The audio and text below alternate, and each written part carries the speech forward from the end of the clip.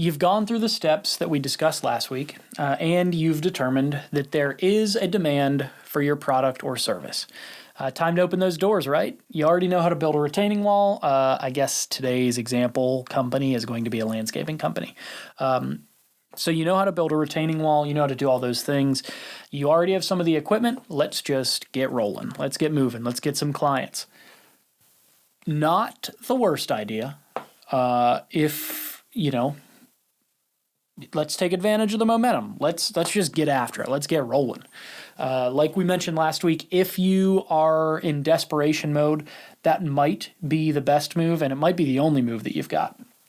But if you aren't in desperation mode, if you don't need this thing to happen immediately, it might be a good idea to take just a smidge longer. Just take a little bit longer. Take a pause. Let's set ourselves up. Let's make sure that we are doing everything we can to set ourselves up for success. Today, we build a roadmap. I'm your host, Bradley Martin, and this is Clearing the Way, a resource for small business owners. Hello, humans. I am your host, Bradley Martin, and this is Clearing the Way, a resource for small business.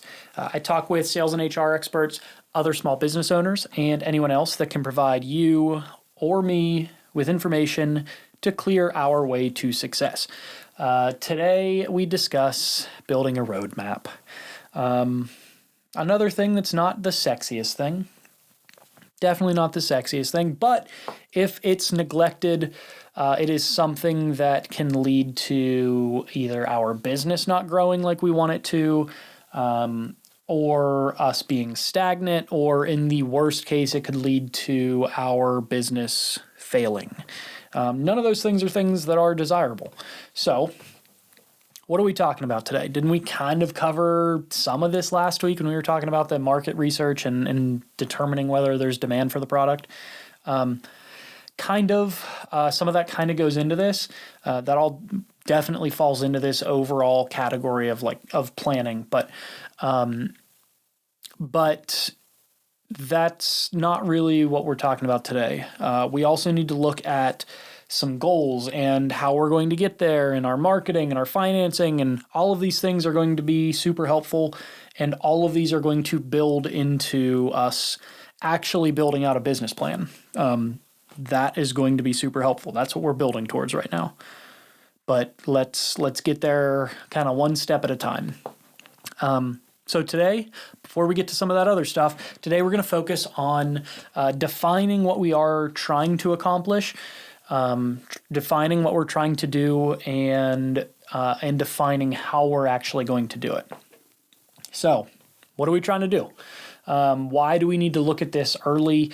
Why is it important to have this? What are we, whether we want to call these goals or milestones, I don't care what you call them, but we need to figure out why we're doing what we're doing. And I guess the example here, I've been trying to figure out a better way to say this, but I kind of like the way that this sounds, so I'm just going to stick with this. Why is it important for us to have these goals, have these milestones in mind? If we don't know where we're going, it's going to be very difficult to get there. If we don't know where somewhere is, how do we get to somewhere? So, if somebody comes up to you and says, "Hey, meet me there tonight," but never tells you where there is, it's going to be pretty difficult for you to meet them. There might be right next door. It might be in a different state. It might be in a different country. If it's next door, the way that you get there is going to be much, much different than if it's 3 states over. I might just have to leave 20 minutes before I'm supposed to meet them, or I might have needed to leave yesterday. But if we don't know where there is, how in the world do we know how to get there? You get the point. Maybe that's not the best example. Maybe that doesn't make any sense, but I think you get it. We got to define where there is. And this is this is definitely the same in both your business and outside of business.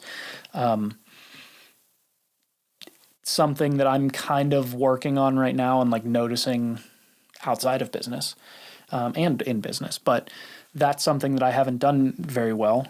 Shout out to Ben and Jeff for kind of nudging me there. But I'll report back after I got some more updates. But again, back to let's get back to the landscaping business and the goals.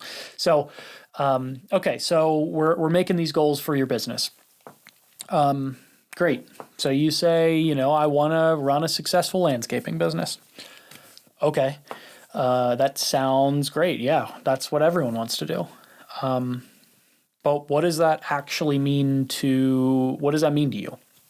And we need to be specific here. Like saying I want to run a landscaping business that's successful, that's not very specific.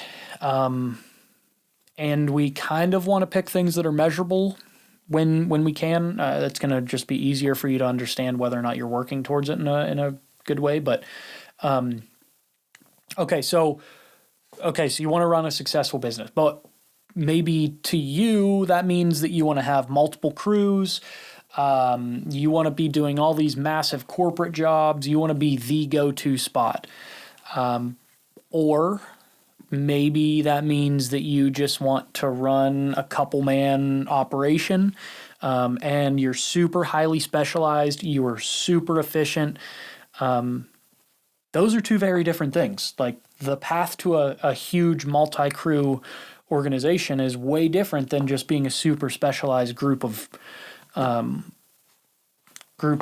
whatever you want to call it, a bunch of killers. Like that is way different than a large multi-crew operation. Or maybe some of these goals are revenue based.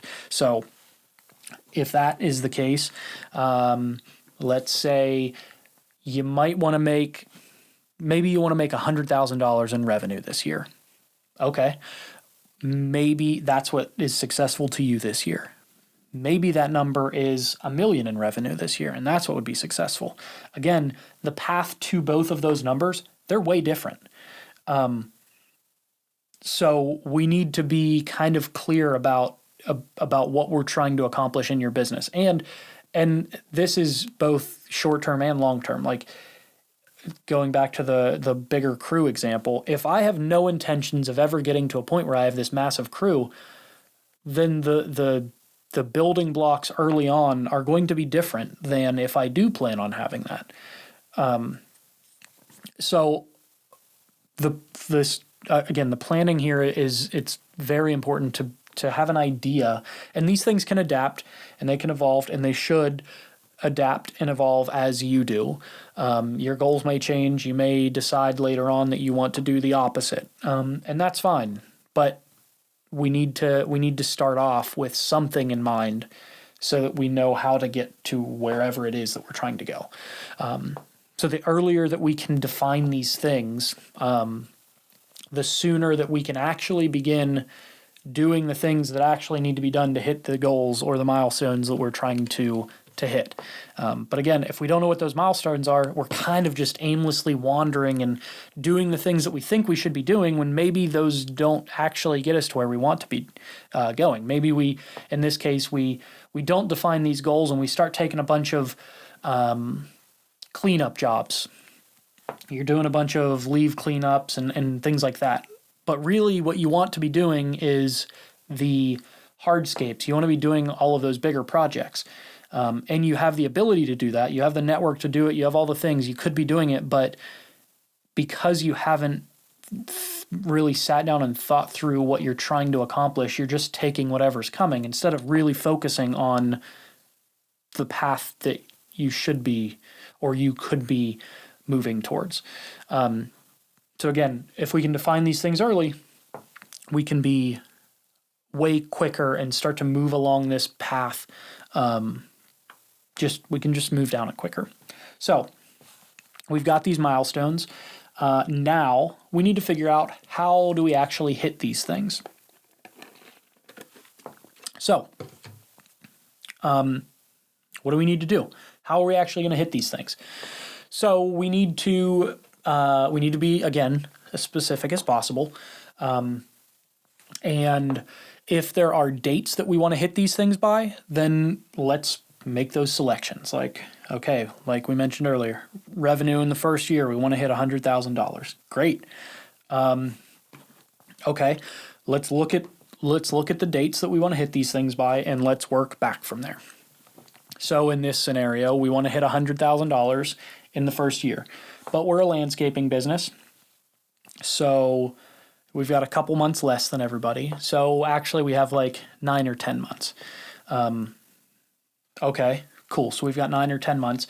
How are we actually going to hit? What does it look like to hit $100,000? What do we need to do?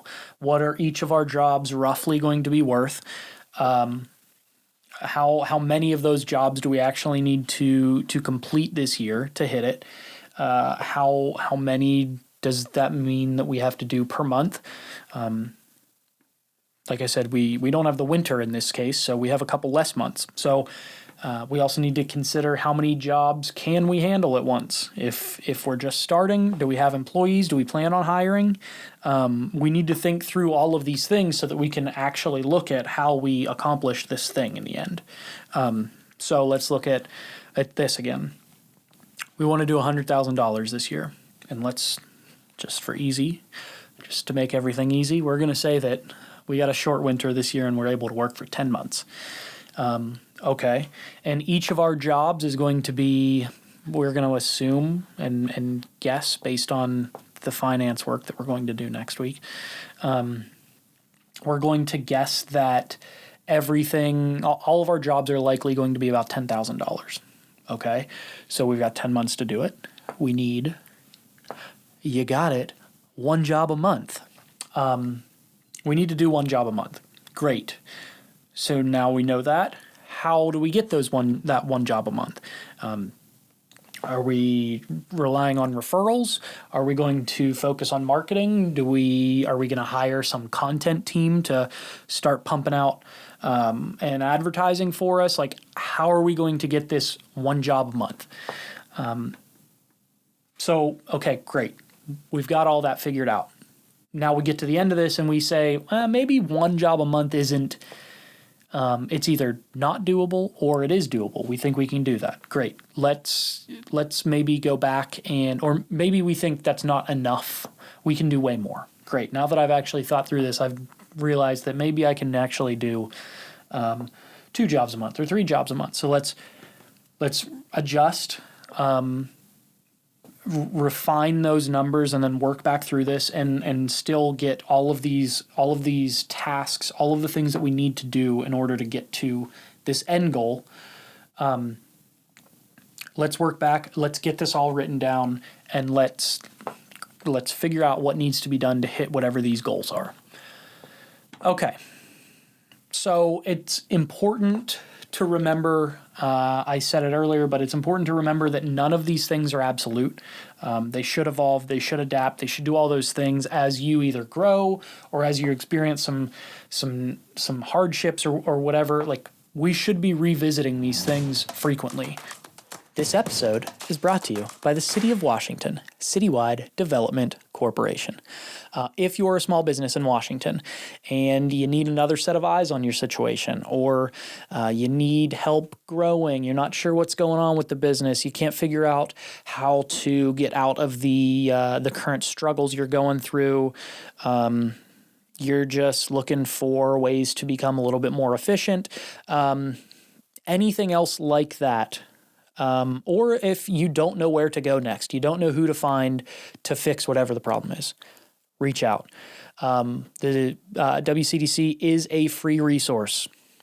We're here to help. The links are down below. Reach out. Like I said, it's a free resource. Now back to the episode. Take a look at the goals regularly and adjust as needed. Keep an eye on them. That'll ensure that you're taking the appropriate steps and moving towards the goal. Back to that GPS example, like, you don't just look at the directions once. Maybe you do. Maybe you do. Maybe you've got a great memory and you can just look at directions and you know exactly where to go. But generally, I have my GPS up. The GPS is constantly updating. And if I make a wrong turn, it reroutes me and says, hey, here's how you get here now. that's kind of what we want to do with these goals and with these with this roadmap. Like, if we're constantly reevaluating or regularly reevaluating, we can make sure that we're catching things early so that we don't start veering off, and then we add a month to our trip, or we add 3 hours to our trip because we didn't look regularly. Okay, I think I've driven that. Boom. I think I've driven that metaphor into the ground. So, okay. So let's be proactive. Let's set our business up. Let's set ourselves up as best as we can before we get started, if possible. Think through things before you are actually open. Once you are worried about servicing your customers and marketing and tracking your finances and all of the other fun things that come along with operating your small business, it is going to be way, way easier for you to handle these things before you're open. And it's going to be very important for you to think through it as we're working through this. Like, it should be clear that it's important to work through these things as early as possible. So, next important piece of this puzzle, I've mentioned it a couple times, it's the finances. This will be the topic for next week's episode. It is incredibly important. This has come up so many times with the businesses that I've been working with. It is way too important to neglect. And in most cases, if you do neglect it, by the time you realize that something is wrong, it might be too late.